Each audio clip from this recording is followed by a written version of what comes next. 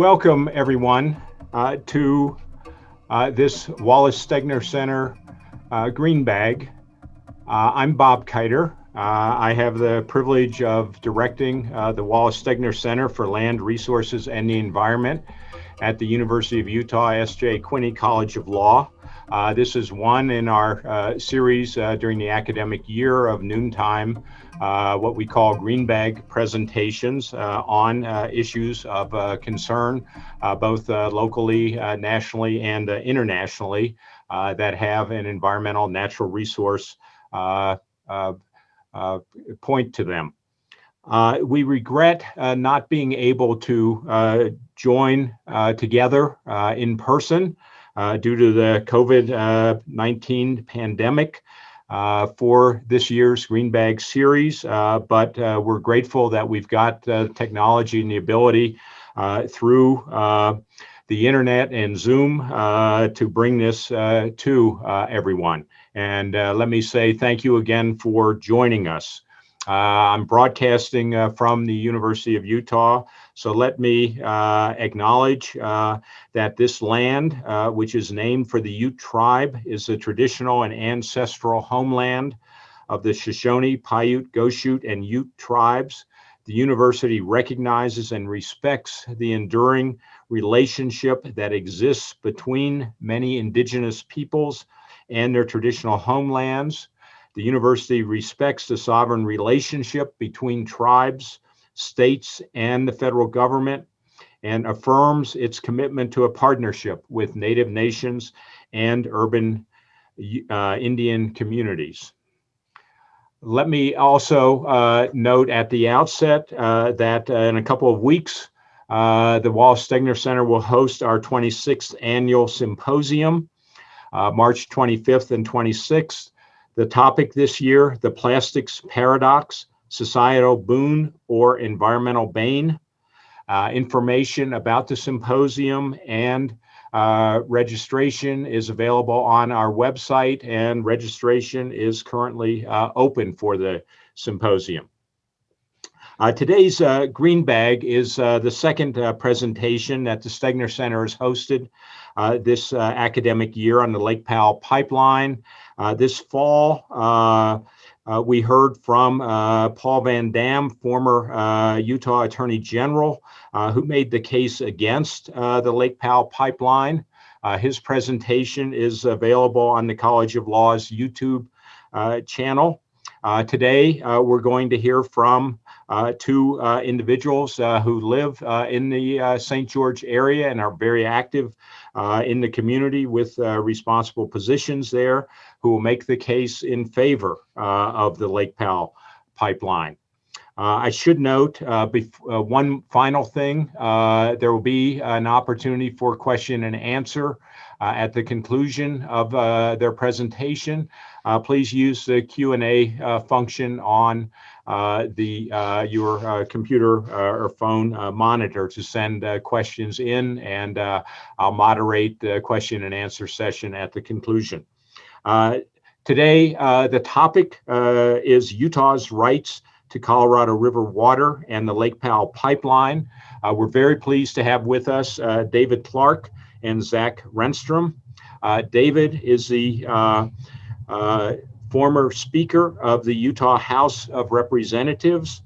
He served for more than a decade in the House of Representatives, was elected Majority Leader in 2006 and Speaker of the House in 2008. He was the floor sponsor of the 2006 Lake Powell Pipeline Development Act that authorized the state of Utah to build the pipeline. He recently retired as Senior Vice President of International Trade and Finance from Zions Bank.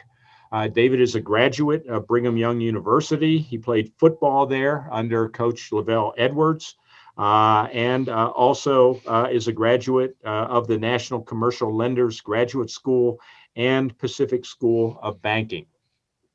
Joining David is Zach Renstrom, who is the General Manager of the Washington County Conservancy District, which is obviously the beneficiary of a Lake Powell pipeline. Zach worked as an attorney in Las Vegas before moving back to Utah, his home state, to become a principal owner at a local engineering firm. He served as Washington County Commissioner and as a board member of several local nonprofit organizations. Zach is a licensed professional and structural engineer with more than 20 years of experience in that field. He's also a member of the Utah and Nevada State Bar Associations. He's a graduate of the University of Utah in Civil and Environmental Engineering and also of Washburn Law School.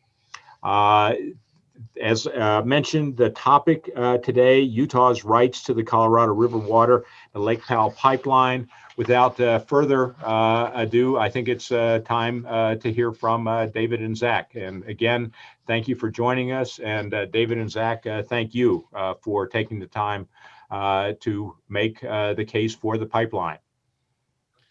Thank you, Bob. I think I'll go first at this. I want to thank the S.J. Quinney Law School for the opportunity to come and present this to. I happen to have a son that was a graduate of the U's Law School, so it's good for me to be here. I want to talk about, to start out with, a little bit about the law of the river.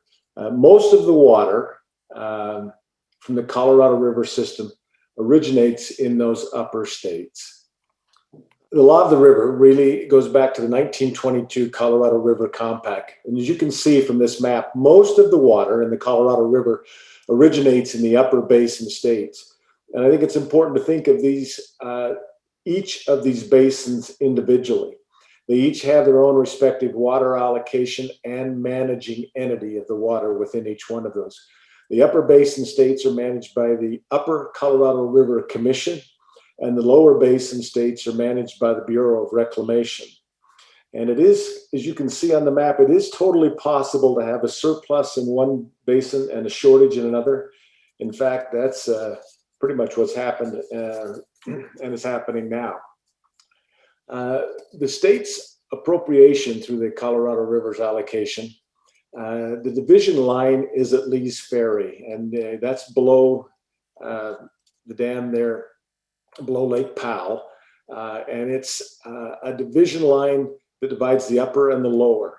You'll note that the appropriation in the lower basin states is affixed in actual acre foot volume. So if you're in California, you have 4.4 million acre feet of water allocated to you on an annual basis. When you add California, Arizona, and Nevada together, it equals that up their upper basin amount, excuse me, their lower basin allocation.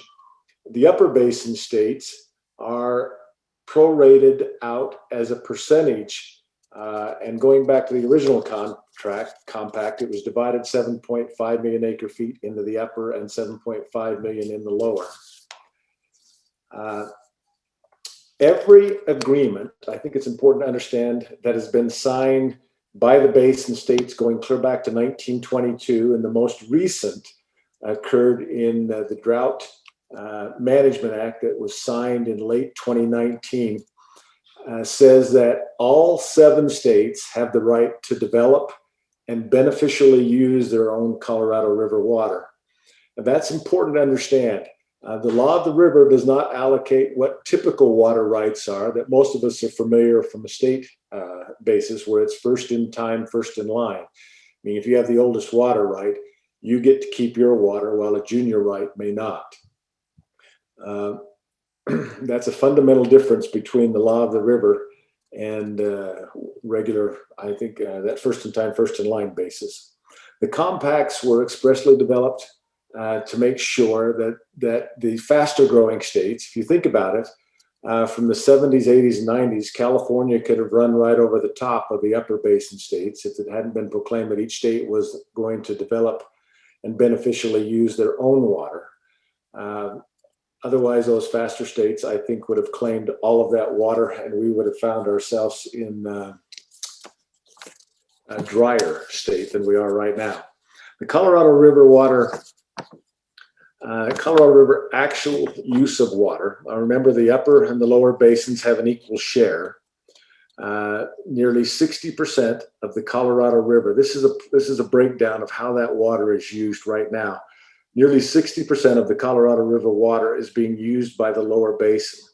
They are literally using, as this graph shows, 28% by the upper basin, twice as much as the entire upper basin states.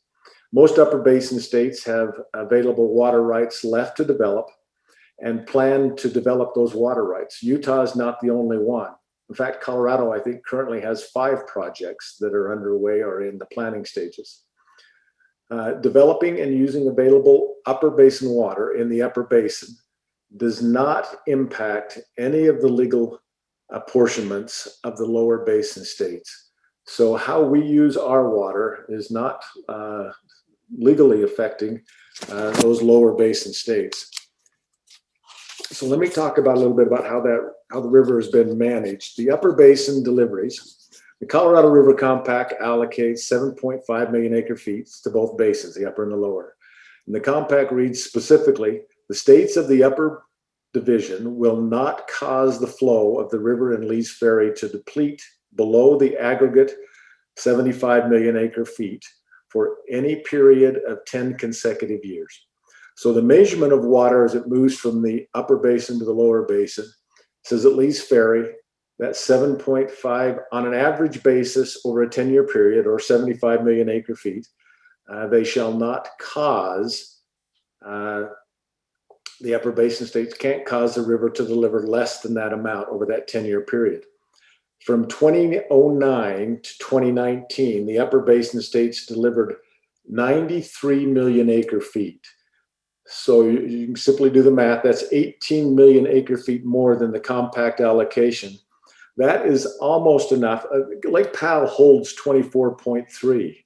You can imagine what 18 million would do. In fact, if you were to add another 18 million acre feet of water into a reservoir that's approximately 45 to 50% full right now, Lake Powell would be spilling over the dam today if it had enough capacity, or if it stored that water and not let it go down the river. So there's an important equation here. I think you need to understand it's simple supply and demand.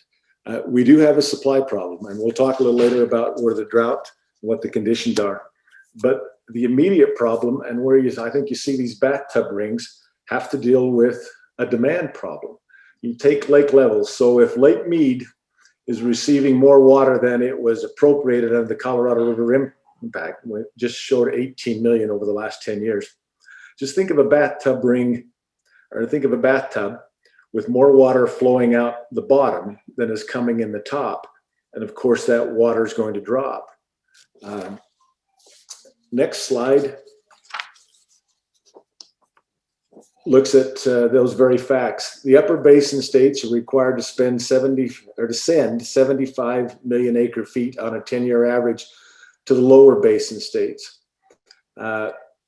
We've simply put 7.5 million acre feet here, and that's that straight bottom blue line on this graph. In the last 10 years, we've delivered 93 million acre feet, or an average of 9.3, and that's the line up above. So as you begin to look,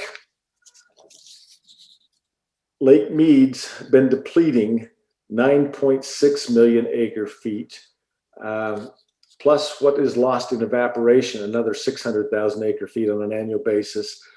That total loss on a per year basis is 1.2 million acre feet. And according to the Bureau of Reclamation, that is the equivalent of 12 feet in elevation on Lake Mead.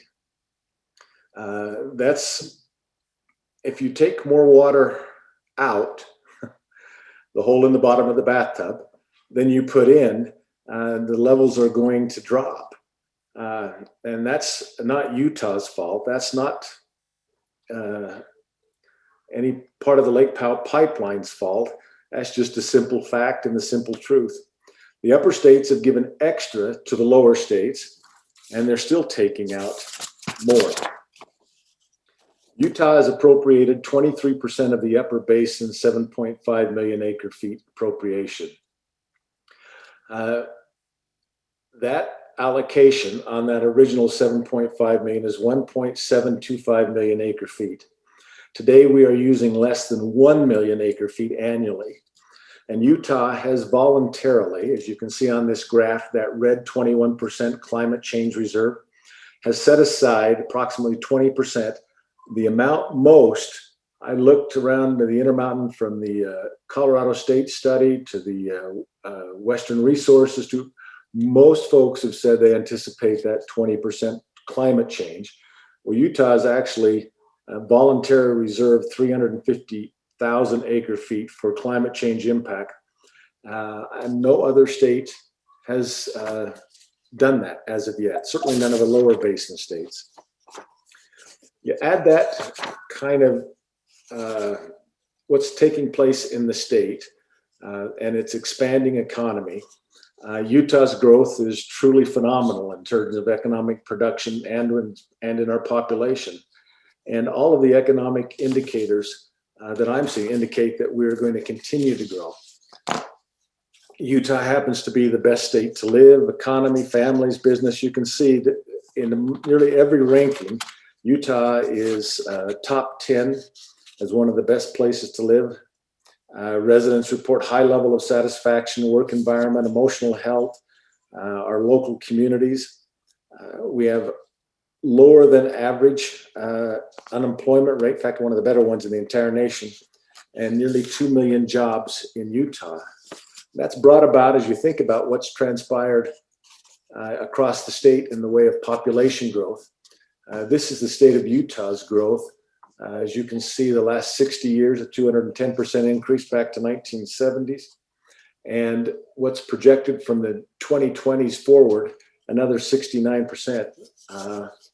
Our state is going to experience a lot of growth. If we look at Washington County, so here we got one of the fastest growing states in the nation. You have the fastest growing county in that state. You can see the phenomenal increase. Our next 40 years are going to have a phenomenal increase, a 247% increase anticipated. I will tell you, most of these projections over the course of years have been a little bit soft. The rate of growth in Washington County is surprised most everyone. And I would anticipate that it'll probably, if I were a betting man, I would think I would take the number above 147% increase. Washington County in itself is the hottest and driest region in Utah. We have a problem most other Utahns don't have. And we're thankful that we have the Virgin River, but we have a sole source of water. Most of you in the state of Utah, some 60% of Utahns will use Colorado River water today. If you live in Salt Lake County, about a third of your water today was delivered from the Colorado River. The water sources in Washington County, we have reached full of development potential. Municipalities have completely used all of their water. The water district is the only source of development, and we are reaching full development stages. We've developed pretty basically what we can, and our communities are still growing. What I found in Utah, particularly going back to my legislative days, Utahns are problem solvers. They realize that Utah still has water in the Colorado River, and we have tried to find a way in which we can develop and use that to meet the needs in Washington County.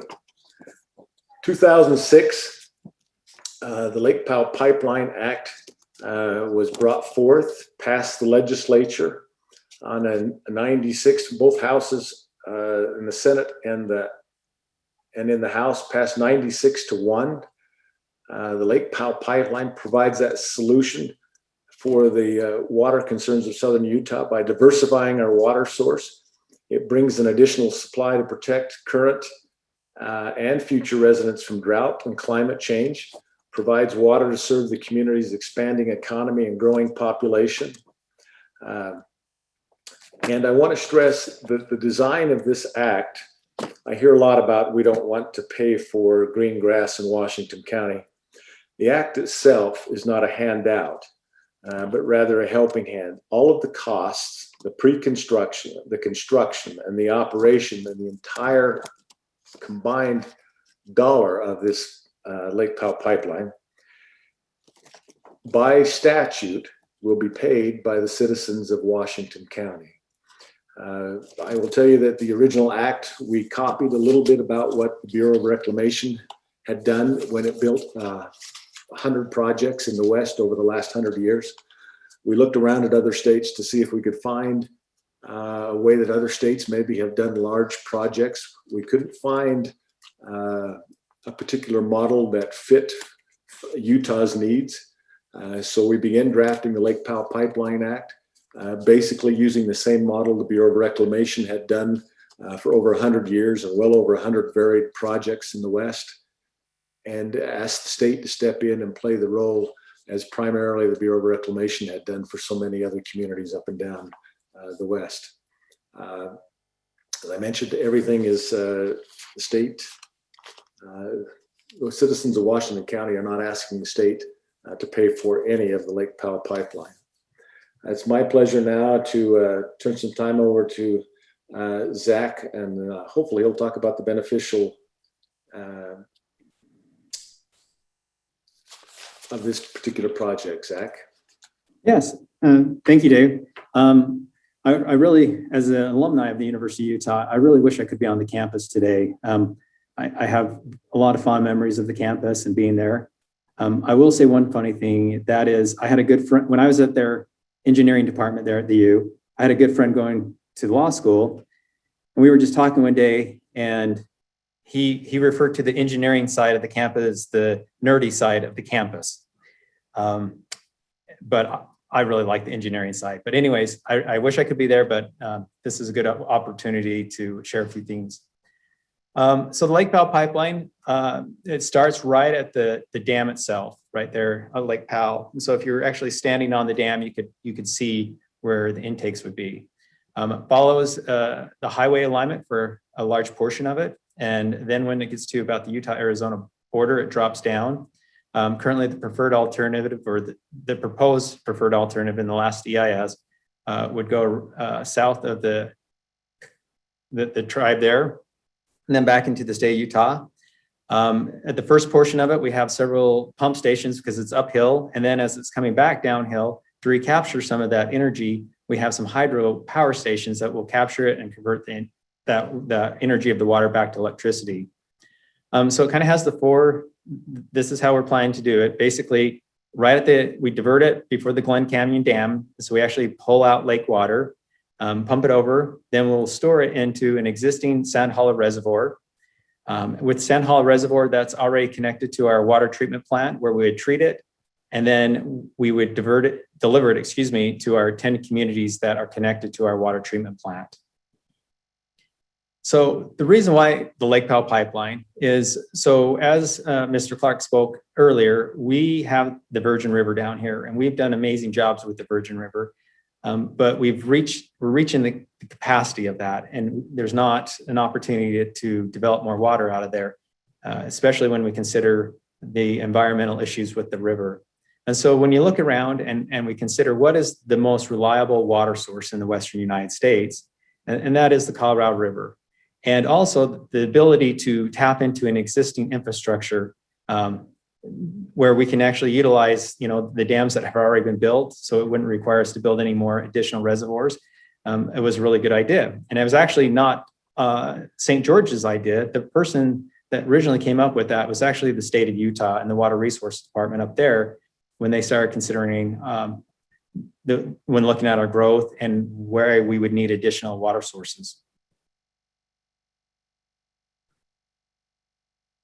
So as I said, the Virgin River, it's a desert river, so it's very flashy. So one year it will literally be flooding, and then the next year we're in a drought, and that's what happens a lot. The only way to, as an engineering side, the only way to kind of handle that variability is big, large dam projects. The Virgin River has multiple endangered and threatened species. And so that's not a viable option.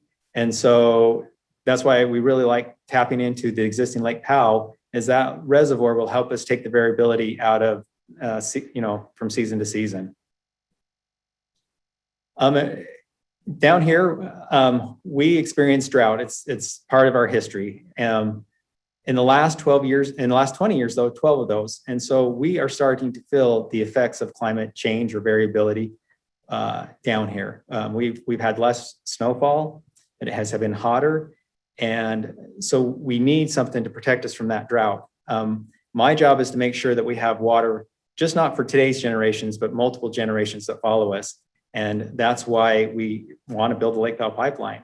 It also really protects our economy. If we have to go and start shutting off certain aspects of our economy, there would be a direct cost to that. So when we look at, okay, what's the benefit of the Lake Powell Pipeline? How will that grow the economy of the state of Utah?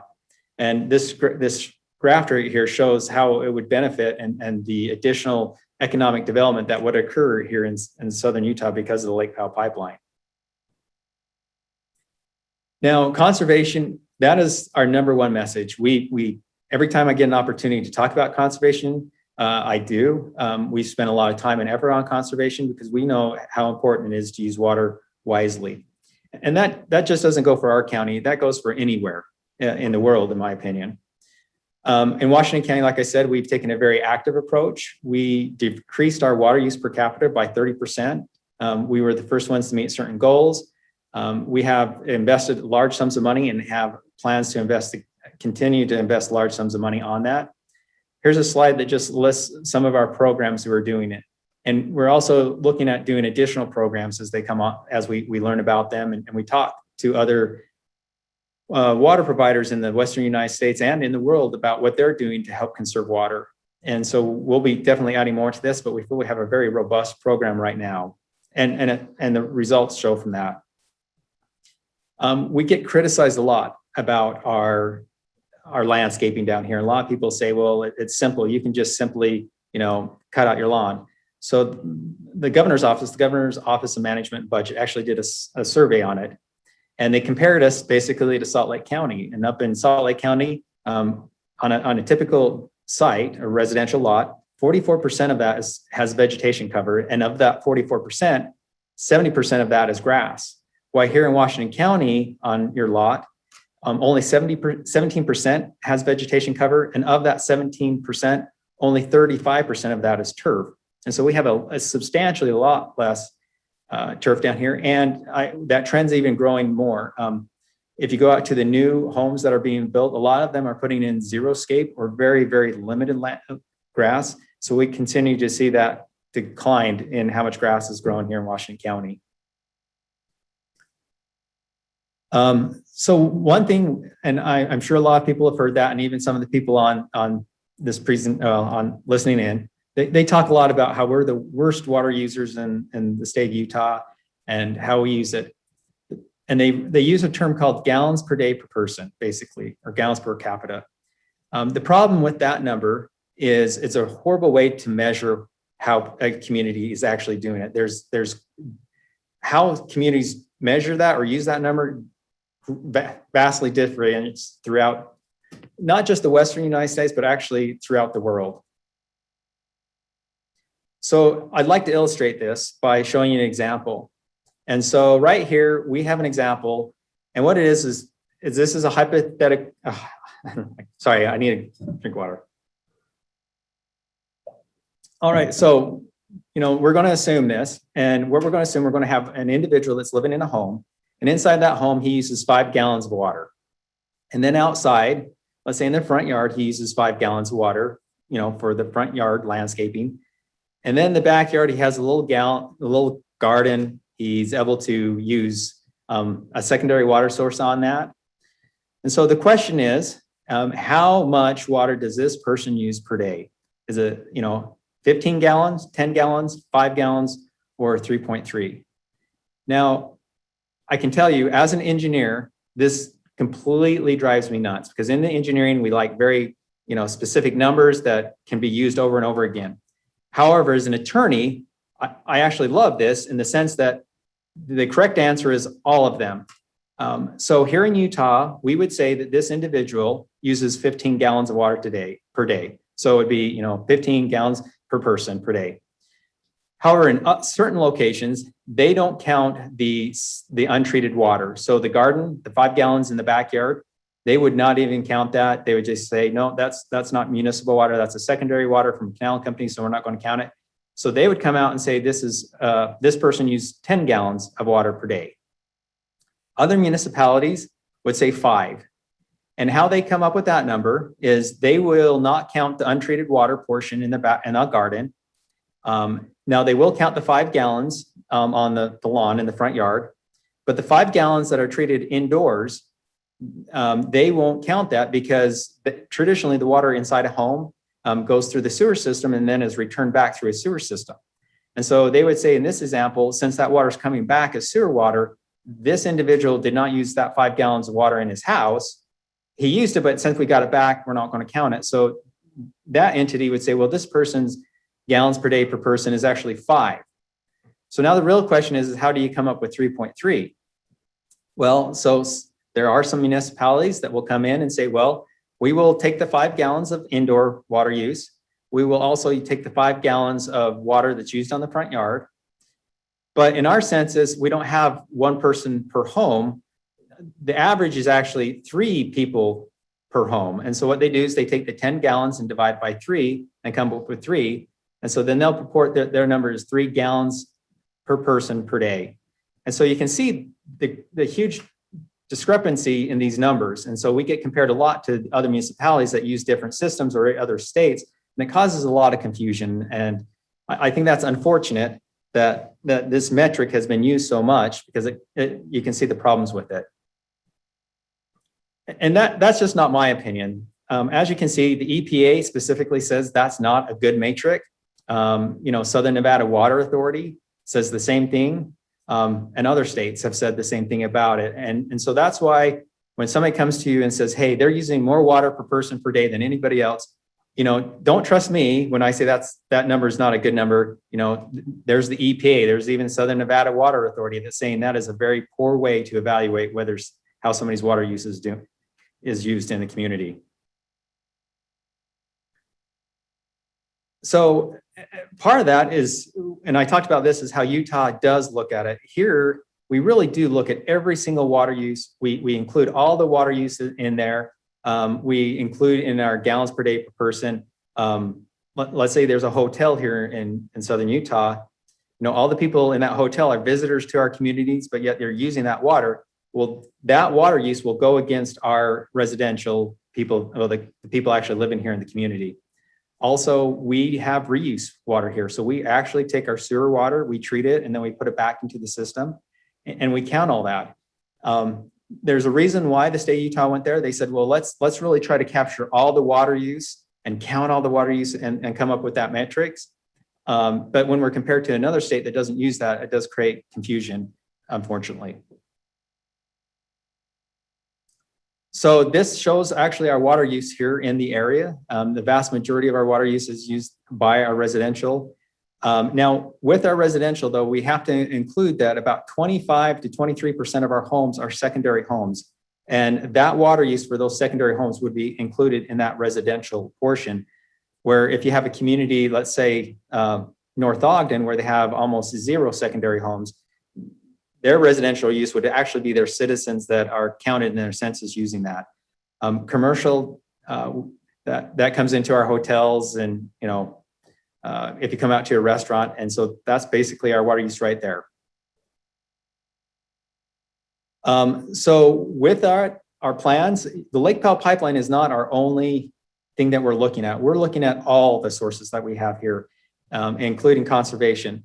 We have plans to increase the reuse process, basically expanding what we do with our sewer systems down here to utilize that. We do ag conversion down here. With ag conversion, we do not go in and use eminent domain or condemn it. It's a willing seller, and then we'll buy it only from a willing seller. We do have several projects, local projects going on. We have a couple of small reservoirs. We have wells that we're trying to build. But even with looking at all our projects locally, And looking at that growth prediction, we still need the Lake Powell Pipeline to come on board. So this is the approximate timeline right now. So there was an environmental impact study that was, it was a draft that was sent out to the public. We received several comments. So the Bureau of Reclamation is actually the entity that is preparing the environmental impact study. They've looked at the comments and they wanted to go back and relook at a few items of that. And so there'll most likely be a supplemental EIS that comes out here in the next few years. Record of decision would most likely come out at the end of around probably the end of 2020. It'll take about 3 years to design. So right now with the environmental documents, you design to about 30% of the project. Then you get into the fine details of the project, and that would happen about mid 2020, and then in the late 2020s when we start construction. So a lot of questions come up about how we would pay for this, and Mr. Clark spoke a little bit about that. So we have the options of paying this 3 sources of revenues. One is water rates, and so that's just your typical monthly bill that you get in the mail. We do have a small portion of property tax and then impact fees. So our board has taken the position that the vast majority of the new projects have to be paid by impact fees. And essentially that is if someone moves into our community and wants to build a home, before they get a building permit for that, they have to pay for that home to be, well, they have to pay the impact fees. And then we use that to build these projects.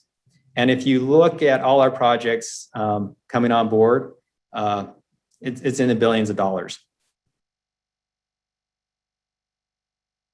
So one thing that we talk a lot about is Lake Powell Pipeline. It's not for us. It really is for the next generation. In engineering projects, if we look at, let's say, a building, we talk about 5 years out for a good sized building. For road projects, we talk, we'll start talking about it and doing design work and analyzing that, 10 years out. With water projects, we really look at projects 30 years out to 20 years out. And so like the Lake Powell Pipeline, we have been studying this for over 20 years, but that's not unusual. We have another little project here that the first initial studies came out were actually over 20 years again. I also like to point out, so I grew up in northern Utah and I moved here down in the community about 19 years ago. And the only reason why I was able to move here to Washington County and raise my family here is because when I was in the 3rd grade, the community got together and said, we're going to build Quail Reservoir and Sand Hollow Reservoir. And so the Lake Powell Pipeline really will benefit our future kids and the future people that plan to move here.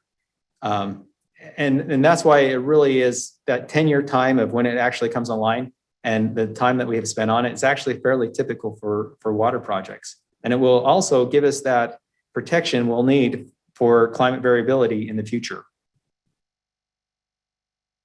So if people have more questions about it, we've been very transparent. You can go to our website. It's www.lpputah.org. We put the studies on there. You can go through it. You can pull down everything on that. And so I encourage you to do it if you have a lot of questions about it. Unfortunately, what I've noticed in my position is people will read a headline and think they're an expert on it. So I encourage you, if you really want to know the details and dig into it, I encourage you to go to this website and you can actually look at everything that's ever been submitted on it. And that is it. So I will turn it back over. And I'm not sure, I think we go to a question and answer period now.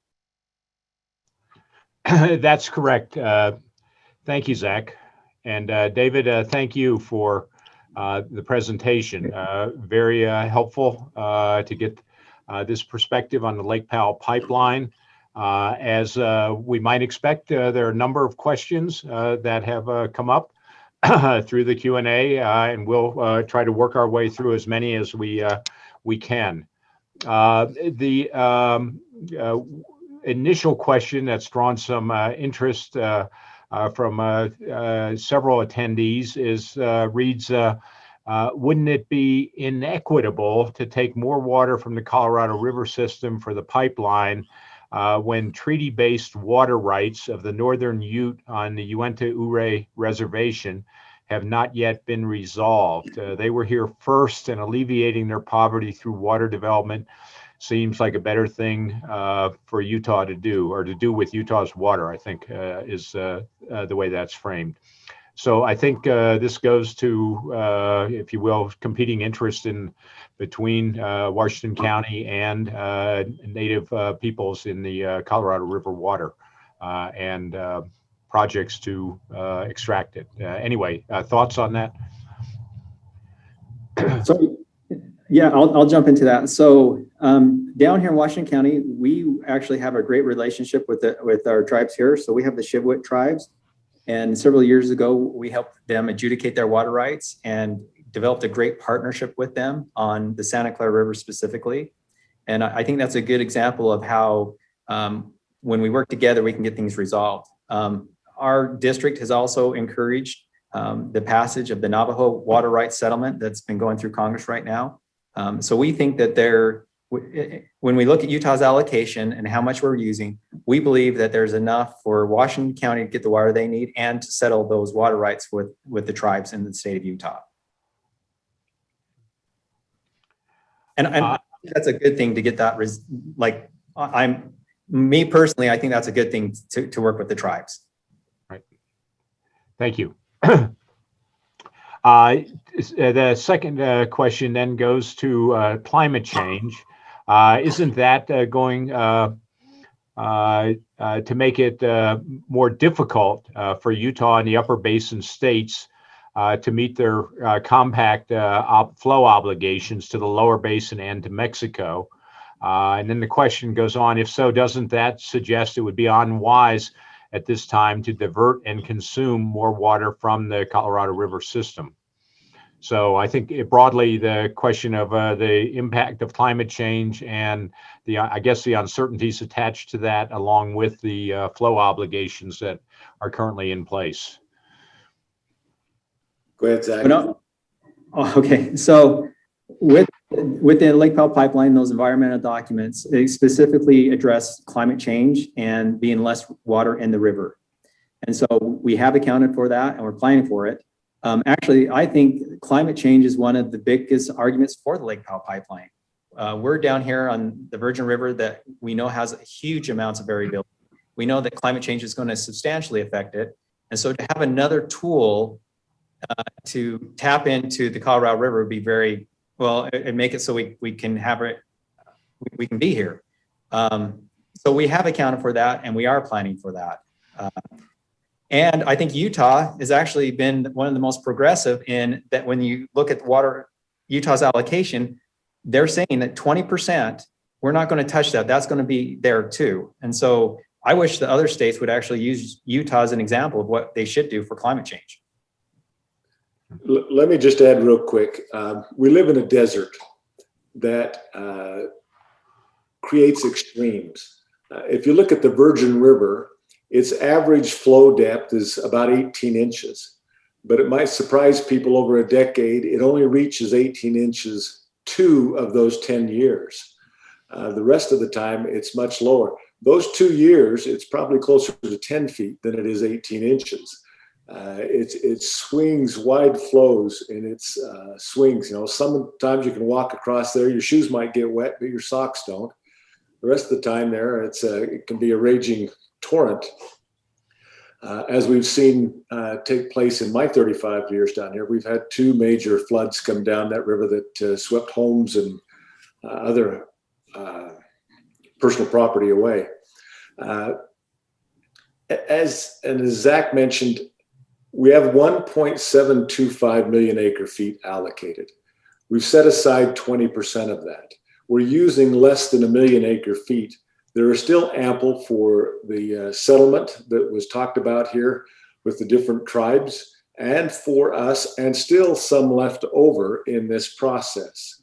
The real question comes in this supply and demand equation.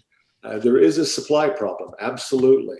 We're seeing drought, we're seeing less flow in the river. As we do and look back through tree ring studies, we found, I mean, they've gone back 800 years, And we've had mega drought. We've had 50-year droughts like we're seeing right now that show on the tree rings.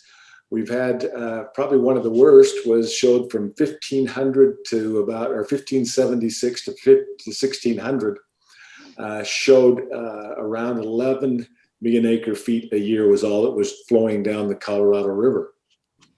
We're now in the near 12, almost 13 million acre feet in this, what we've referred to as a mega drought now. So there's no question there is a supply problem, but the demand problem is what's creating the urgency of this.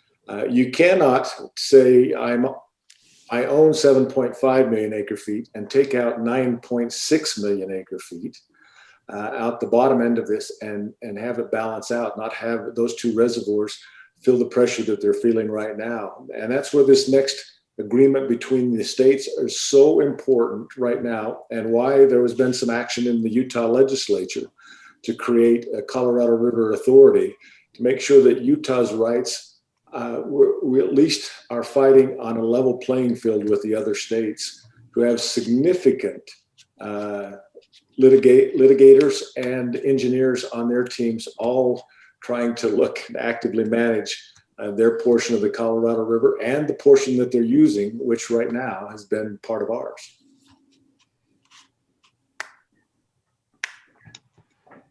Thank you, David. The next question responds to the notion of a phenomenal growth. I think that was mentioned.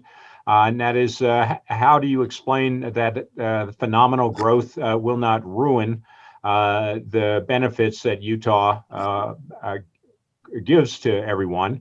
One of the reasons Utah is so exceptional is because its cities aren't desert metropolises like Phoenix and Las Vegas. Will this pipeline turn Utah into a desert metropolis? And the questioner suggests that's not what Utahns want. So, I think the question goes to the potential for phenomenal growth and what that will do to character and quality of life in the area. So Governor Herbert once said there's two types of people, those that live in St. George and those that want to live in St. George. And so we see that. And I think it's very interesting, being a native Utahn and growing up here, I've seen the growth all over the state of Utah. And a lot of people down here, they move into our community, and then the first thing they do is they say, okay, no more growth. And growth is a tough one. I mean, some of my favorite backpacking places now where you never used to see people, there's multiple campsites at the same spot. And so growth's a tough one. But our elected leaders down here have basically came and said, we're going to develop these plans. And so each city down here has developed a master plan and what they envision for their cities. And so it's not our job as water providers to go and tell a city what to do. It's not our job to go and tell, a city council or a mayor, no, you need to do this and this and this. They're the elected officials that have come up with those master plans. And so it's our job to basically make sure that the water's there for them and for them to fill that master plan. If the city came in and said, no, we're good, we don't want any more building permits, that's their position. As a water district, we do nothing to encourage growth. We do nothing to persuade growth. We just simply respond to growth like any utility does. So the issue about growth is really appropriately more directed to the political officials in the St. George area, the various cities, et cetera. Absolutely. Yeah. Okay. Thank you, Zach. Next question, a little bit technical. Does Utah actually have a water right to 1.725 million acre feet of Colorado River system water each year? Isn't Utah's water right instead 23% of whatever water's left over for upper basin use once the compact's flow obligations to the lower basin in Mexico are satisfied? Maybe you should clarify that further. Well, I think what they read is actually a correct statement. Our allocations, as I stated earlier, is that we will not reduce the flow or cause the flow to be reduced below that 10-year average of 75 million acre feet for the lower states. Mexico needs to be added to that too. There's an agreement there.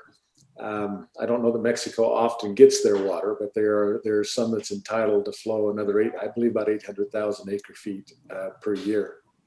The challenge that you have here is whatever the difference is, we have a percentage. We get 23% of the water that's left in the upper basin. We don't get what we're using right now, and if there's not 1.725, we're not the one that carries the entire burden of a lower water flow in the river. It's passed down. And the drought agreement that was signed in 2019 and the one that they're working on the management of these two reservoirs between the basin states right now that is underway, discussions, and will be for the next couple of years, are important to determining how that's going to be managed in the event the drought continues. Who takes that, whose biggest pain? 7.5 goes to the bottom. We get 23% of the remaining portion of it. That's certainly been upwards enough to still allow what we're using, Lake Powell Pipeline, and as we talked about, settlement still of outstanding tribe water rights. I think there's still water in the river as long as the lower basin. I mean, if we're going to use our water for us and not let the lower basin continue. Let me pick up on that, David, for a second. Is there any concern in your camp or elsewhere that if we move forward with the pipeline, given the population size of California in particular, but Arizona, the lower basin states, and their representation in Congress, et cetera, that there's a possibility of politics ultimately stepping into this matter? Well, if politics weighs in, 100 years of history that these basin states, we haven't, I'm not saying there's not been controversy, conflict, and pushback between all these states.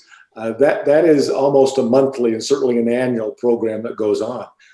But it's never risen to the point where someone has tried to politically hit the other one over the head, or where court has gone and I can't say there's not been court cases, but we've tried to the best we can to try and solve all of our problems kind of within the basin family, the best way to put it.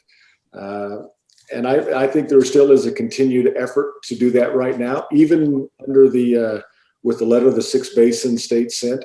There's still a cooperative working effort. We are all meeting together on a almost monthly basis, understanding the needs and the impacts and the mitigations that go with each step when somebody tries to use the Colorado River. There's a lot of folks that want to, I mean, the things are going to be changing on the Colorado. Folks may have watched that tall smokestack from the Navajo power plant outside Page tip over. I don't know if you saw that on YouTube a couple of months ago. There's 50,000 acre feet of upper basin water that's in a lower basin state of Arizona that Phoenix and Tucson has a strong interest. Each state has their own unique Colorado River needs and allocations. And these 7 states, we're going to figure out how to make this work for all of us. I hope before it gets to that, the political, or to me, that's kind of the nuclear approach to this. That's when all else fails. Great, thank you. Zach, I think this one goes to you, if I recall the presentations. Questioner asks, why compare the vegetative cover and turf in St. George to Salt Lake City instead of more similar ecological place like Las Vegas? So we actually didn't do this study. It was the Governor's Office of Management and Budget that came up with that study. So that's why I used that studies. was one that was already out there. But we do talk to our Southern Nevada water is very close, it's Las Vegas, and we actually have a lot of conversations about conservation, and we talk about these things a lot. And we talk about what they're doing and vice versa. And so we definitely do look at other places too. Okay. This question goes to financing, and it's directed to you, Dave.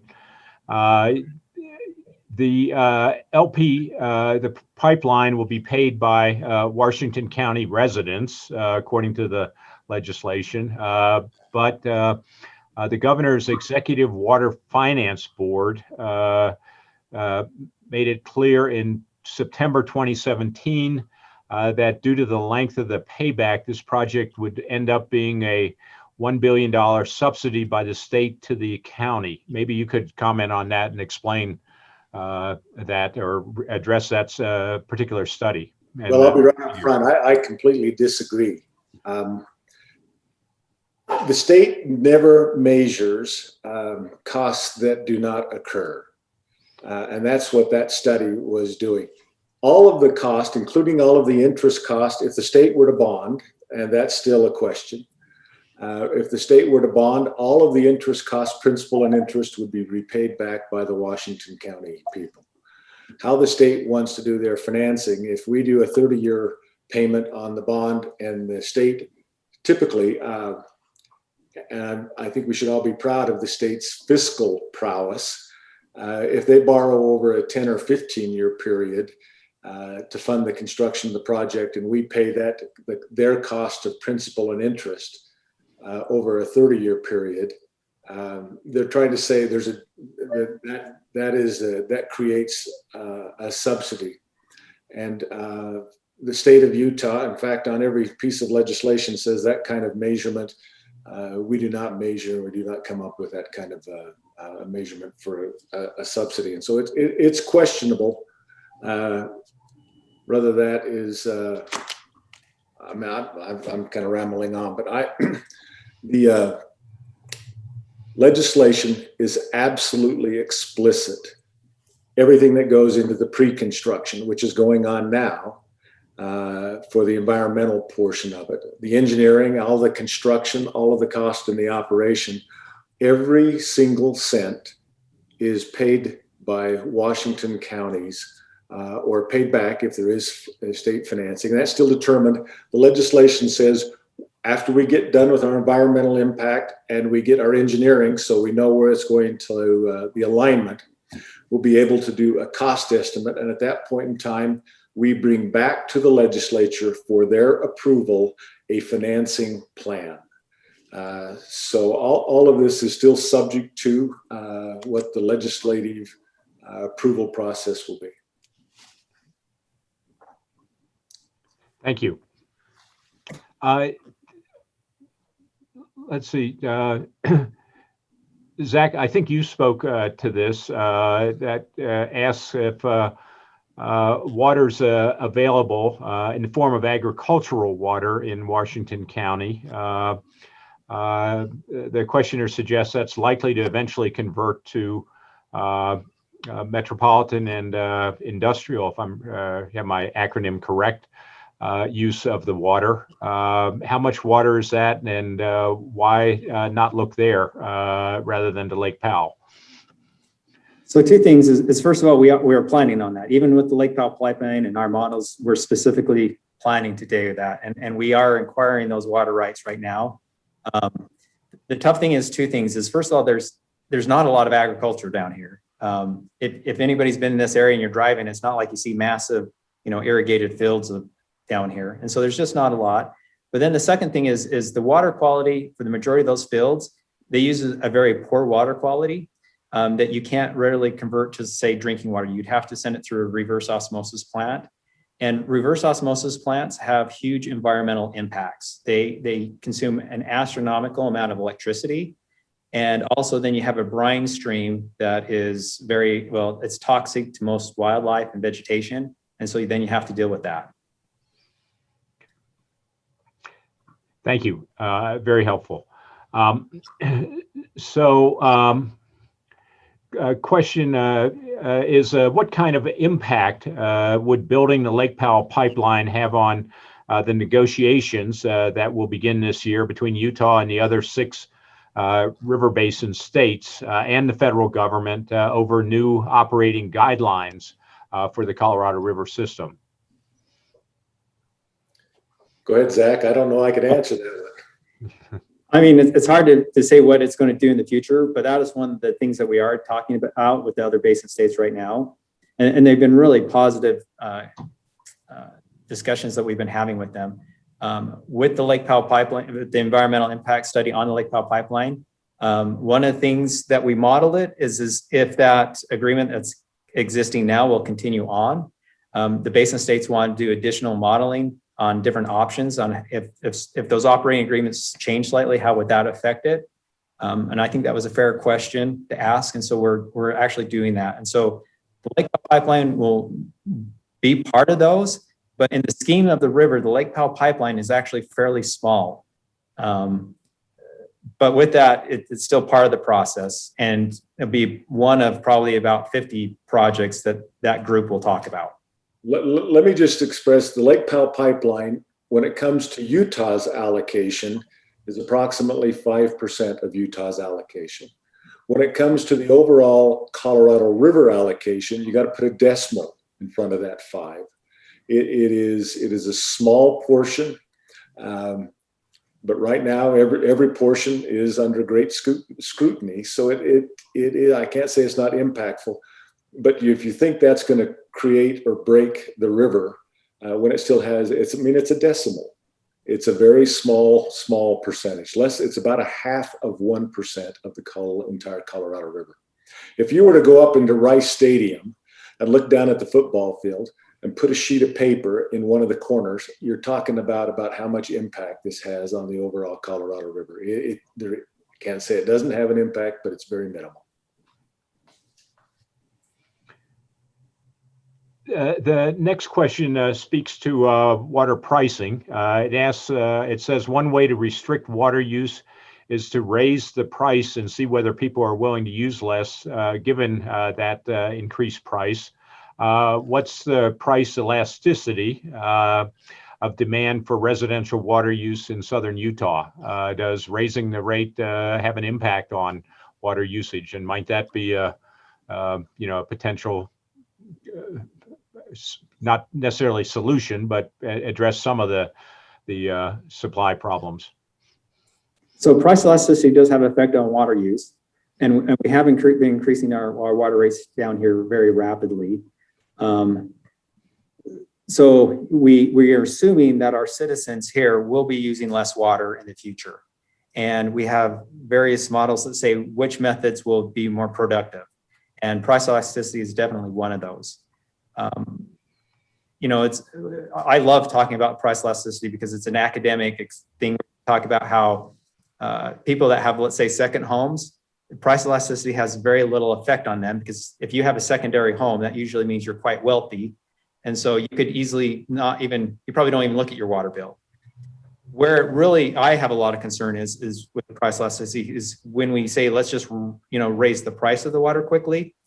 Who it really hurts is actually the lowest income. And so I want to be very cautious of just running out and quadrupling the price of water, because the person with the $1 million mansion on the hill, it won't affect them. But the person that's living in a townhome that's living paycheck to paycheck, it would substantially hit them. And so we have to be careful of just saying, it's a simple solution, because it's not. Another question, how do the Paiute in what's now southern Utah and northern Arizona feel about the possibility of having the pipeline cut through their traditional homelands?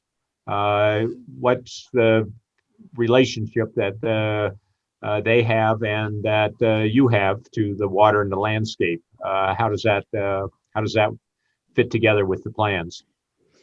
So I don't want to speak for any tribal official or anything like that. So I don't want to say they feel a certain way or they believe a certain way, because I don't think that'd be appropriate. That's probably a better question for them. I can tell you on our side, we talk we reach out to him, we talk to him, just not about the Lake Powell Pipeline, about several projects that go on down here.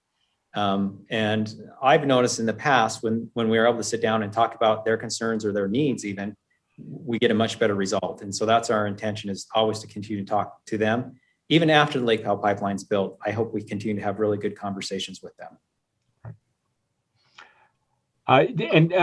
Just for clarification, in looking at the diagram that you had, it included the reservation.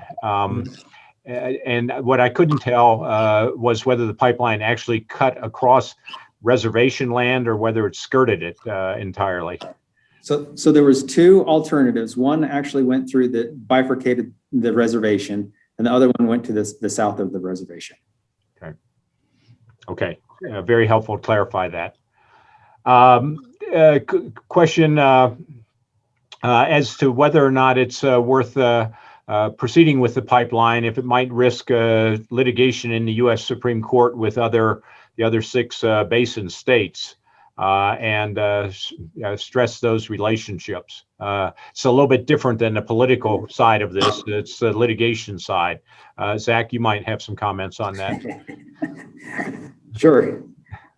So, in the early history of the river, there was an extensive amount of litigation. It really helped develop Western water law. However, that was not a productive way. And so in talking to the other basin states, the first thing they say is, nobody wants litigation. Let's work things out together. And so I would be very shocked if there was litigation on the river. If there was litigation on the river, I don't think it would be over the Lake Powell Pipeline. I think it'd be like a global issue that would come up, not just a small little project on the river. But with that said, I think it's every attorney's dream to sit in the United States Supreme Court listening to a case that they're involved in. I say that don't take like I want litigation, but it would be fascinating. I would say that. But the official opinion is we will work this out with other states. Right. Okay, thank you. Question is sort of a broad general question about economic prosperity being dependent on ecological health, and how does that mesh with the need to have water available to ensure the ecology of the desert, along with our economic needs? Well, there's some philosophical waxing. A little more universal, yes. Let me just frame it this way. I think there's one important part of water that you need to understand. This Lake Powell Pipeline Act was in 2006. It's 2021. And likelihood of water coming out of that pipe, I don't know what to say. I'll just guess at 2027, 26 to 28. So you start talking about 20 plus year beginning to fruition. That's a pretty long time. These water planners have got to figure out how to make this all gel. And they generally like to try and have a 15-year cushion of water for those very reasons, meaning they'll always hope to have the growth rate that's been absorbing water, hope to have 15 years worth of reserve where they can fulfill those needs and start planning for the years beyond that. That is a real challenge when you've seen the growth in the state of Utah late at the time. When you magnify that by the amount of growth that's taking place in Washington County, it becomes a real challenge. And that's where I think a lot of the local municipalities and planning have an important role in that planning process. They're going to design by their approval process what our communities are going to be. They're going to be the wise stewards of what our kids and grandchildren are going to inherit by the steps and the approval that they're making right now. So it's a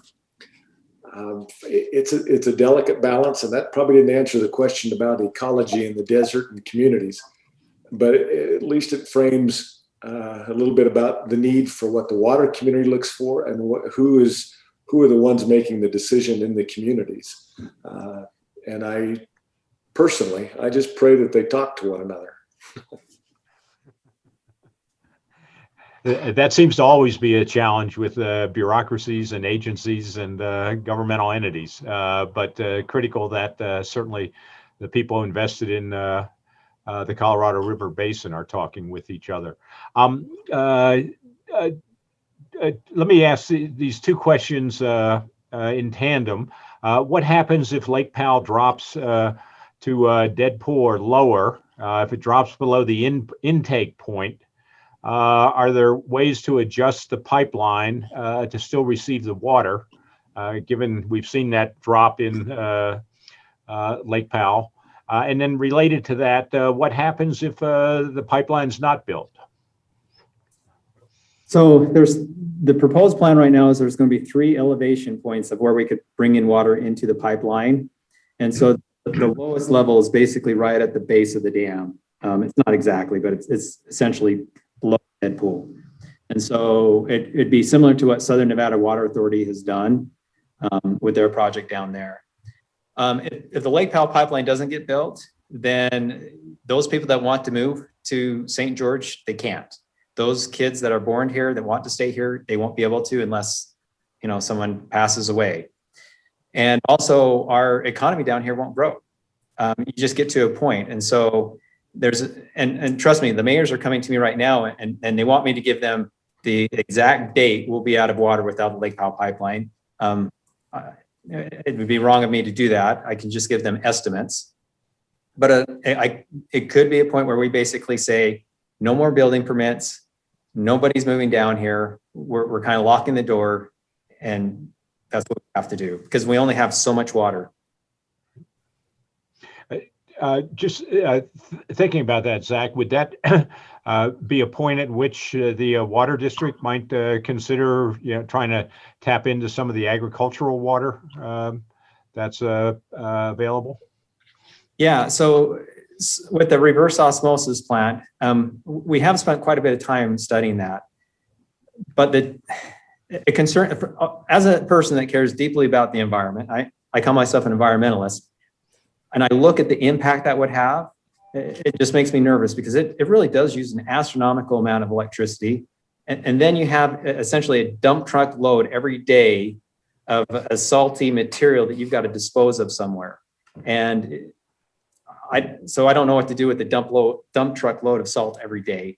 We probably would try to look at that a little bit more in the sense of saying maybe it's worth that consequence, but it's not the desirable one. But even with that, we wouldn't have the same quantity of water as Lake Powell Pipeline. Got you. Thank you.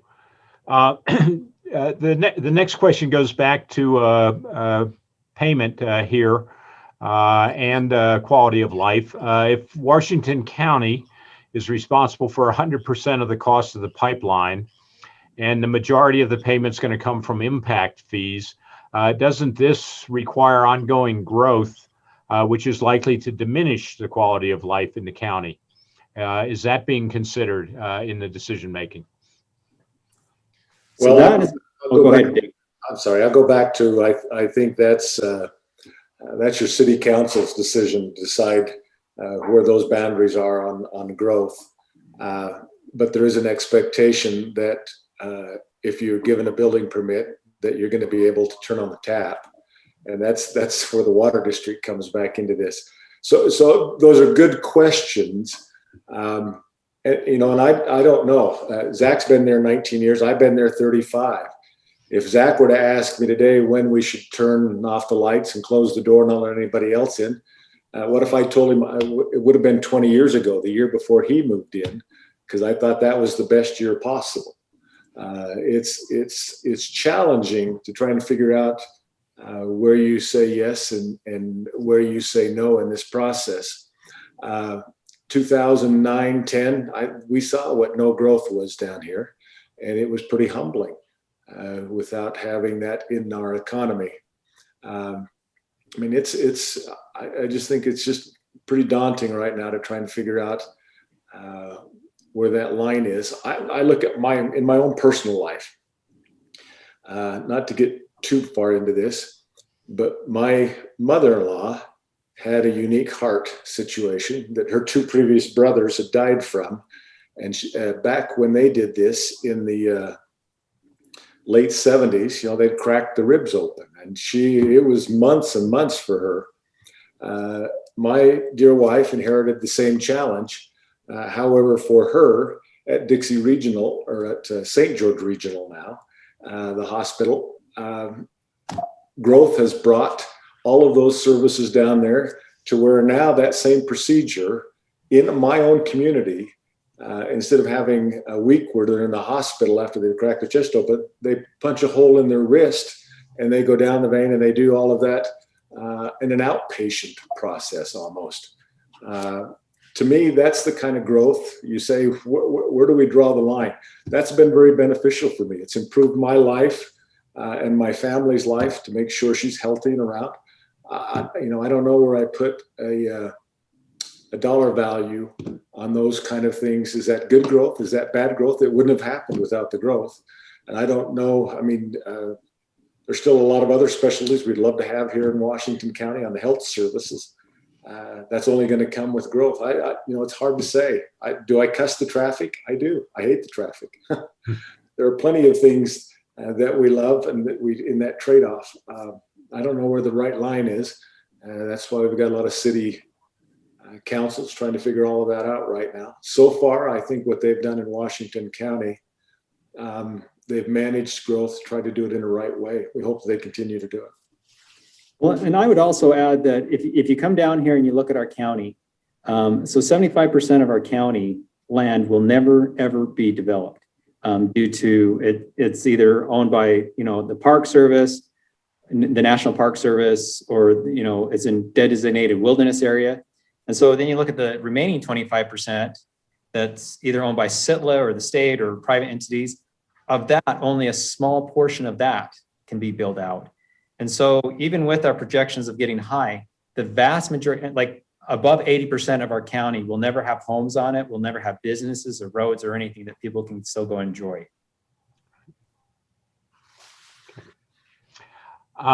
I'm trying to be mindful of the time. We have quite a few questions, but I'm also concerned about the time. And you all, David and Zach, have been very gracious and patient with your time. So I'm going to do 2 or 3 more questions, and then we'll call it a day. I apologize, we won't be able to get through all of the questions, but I'm trying to hit some of the different points that have been brought up. One of them that this got some attention recently. It asks, could you be more specific about why you step back from the draft environmental impact statement when the other compact states sent their letter expressing concerns about the pipeline? Sure, and I kind of addressed it a little bit before. So we modeled the river, the Colorado River. I shouldn't say we, the Bureau of Reclamation ran models on the river. And, one of the things that the other basin states have asked is to run additional models just to see how different scenarios would run. And that just takes time to do. And kind of going back to our position that when the basin states kind of get together and want to work things out, we do. And so in the letter that they sent, all the basin states says, hey, we want to work with the state of Utah. And they are, and we're having good discussions about it and running those models. And so it just took additional time.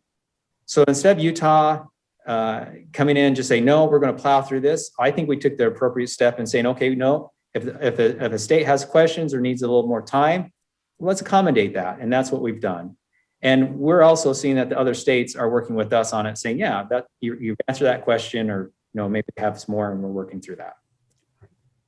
Okay, very helpful. Another question asks, have you built a relationship with the northern Utes in regard to their water rights as part of this process? That is the pipeline process. They are the tribe with the largest unresolved legal right to Colorado system water and what's now Utah. Yeah, so our district has not specifically reached out to the Ute tribe. I know the state of Utah has. I should clarify this. The Lake Powell Pipeline is actually a state of Utah project. and the state of Utah will actually build the project. So I know the state of Utah is having discussions with the Utes. I haven't been involved in any of those. I don't think it would necessarily be appropriate for somebody in the southwest eastern corner to try to get involved in that. With that said, though, I really do hope that the state of Utah and the Ute tribe can resolve those issues. But if I was there, it'd just be another person in the room talking. A question is if the GDP is not a good measurement of water use, what's a preferable measurement of water use? So do you want to hear the attorney side or the engineering side? So both. As the engineer side, I think acre foot per year is the best. And so you just say, okay, how much water is this community using? And then I also think it is appropriate to look at equivalent residential connections. So you say, okay, you have an equivalent residential connection and how much water is flowing to that meter. That's a very, very short statement on a long thesis I'd like to write someday. Well, maybe we can give you a home here at the law school to develop that thesis. Well, I have to be on the nerd side of the campus, though, in engineering. Oh well, you might have cleansed your degree with your JD. Hey, I just have one quick thing. I go back to the reasons why I was interested in making sure the Lake Powell Pipeline Act was passed back in 2006. And it's important that everybody understands that we have this most valuable Virgin River that flows through Washington County, but is very fickle in how it's up and down on an annual basis. And that's our sole source of water. To find a secondary source, we would look under rocks anywhere we could find to go forward. And I appreciate what the state engineer did in his trying to help us solve that. How do you find another source of water? I mean, if you live in the Salt Lake Valley, you've got 7 different sources, and one of them including the Colorado River. We have one that we rely on. We have about 4 or 5 months in a year, which we have to figure out how to skim the water off the top of it and put it in a reservoir, divert it into a reservoir. There's no streams that flow into these reservoirs down here in Quail and Sand Hollow. We needed to find an alternative, particularly for a growing community, and try and avoid what could be a terrible risk. And that secondary source of water is what's really kind of driving this, rather than to rely everything on one sole source that has its limits. You know, I'd like to add to that too. This Lake Powell Pipeline, I won't get paid anymore. I'm not responsible to shareholders. It's not like if we build this thing, all of a sudden I'm going to make more money, or Dave or anybody here. I'll get paid the exact same. I'm a government employee now.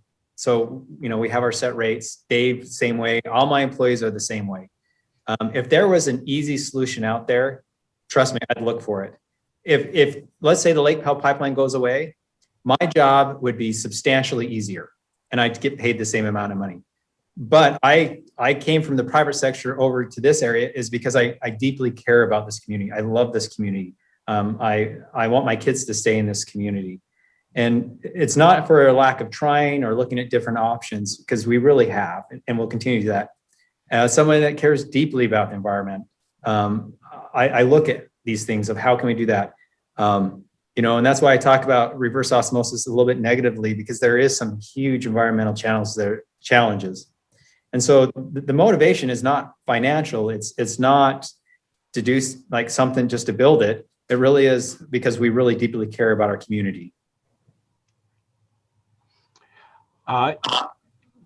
You mentioned the environment. Let's end with this. We do have a question that asks, given the current compact and flows that are allowed, what percent of Colorado River waters left for environmental flow, and can we ensure that water will never be in jeopardy, I guess, both in relationship to the pipeline and then more broadly in relationship to river management?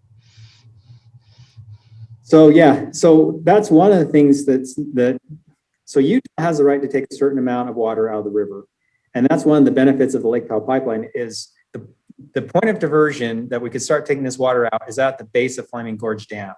We're essentially going to keep more water in the Green River now and let that water flow all the way down through some critical habitat, all the way down to Lake Powell.